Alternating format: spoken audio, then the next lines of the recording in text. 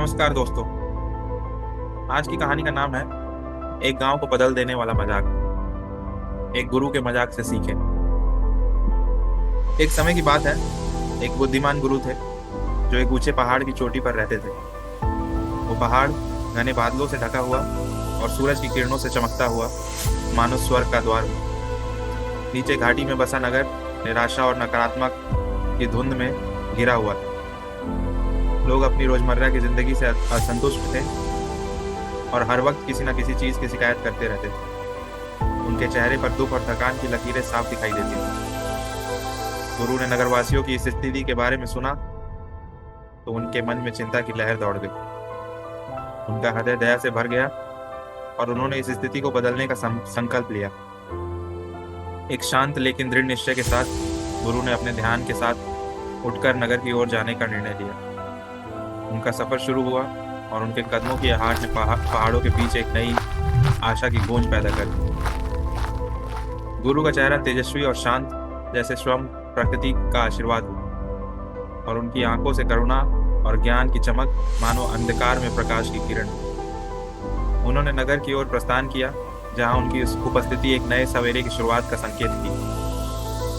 सूरज की रोशनी धीरे धीरे नगर के चौक पर फैल रही थी।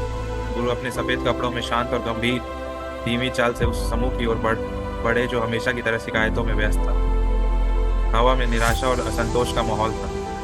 कुछ लोग नगर पालिका की व्यवस्थाओं से नाराज थे तो कुछ भगवान से कम बारिश के लिए खफा थे। गुरु ने अपनी सौम्य मुस्कान के साथ उनका ध्यान खींचा और एक मजेदार किस्सा सुनाया। मजाक सुनते ही सभी लोग जोर जोर से हंसने लगे। उनके चेहरे पर खुशी की चमक आ गई। हंसी की गूंज चौक में गूंजने लगी। एक मिनट बाद गुरु ने वही मजाक फिर से सुनाया।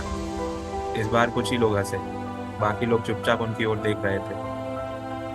फिर एक और मिनट बाद गुरु ने वही मजाक तीसरी बार सुनाया। अब की बार पूरे समूह में सन्नाटा छा गया। कोई नहीं हंसा। गुरु ने अपनी गहरी आंखों से सबकी ओर देखा और शांत स्वर में कहा, आप एक ही मजाक पर बार बार नहीं हंसते, तो फिर आप एक ही चीज की बार बार शिकायत क्यों करते हैं? उनके शब्द हवा में गूंजते रहे और समूह के लोग धीरे धीरे अपनी शिकायतों पर विचार करने लगे। गुरु की बातें मानो लोगों के दिल में गहरी उतरने लगी। उस क्षण चौक की हवा में एक नई समझदारी और शांति का एहसास हो रहा था। भीड़ में लोगों ने गुरु की बात पर विचार किया और समझ गए, हर किसी के पास समस्याएं होती हैं, लेकिन ये हम पर निर्भर करता है कि हम उनका सामना कैसे करते हैं। अगर हम अपनी समस्याओं को बहुत लंबे समय तक थामे रहते हैं तो वे और भी बोझिल हो जाती हैं। शिकायत करने के बजाय हमें बात करनी चाहिए और मिलकर समाधान ढूंढना चाहिए। हम अपने समाज को बेहतर और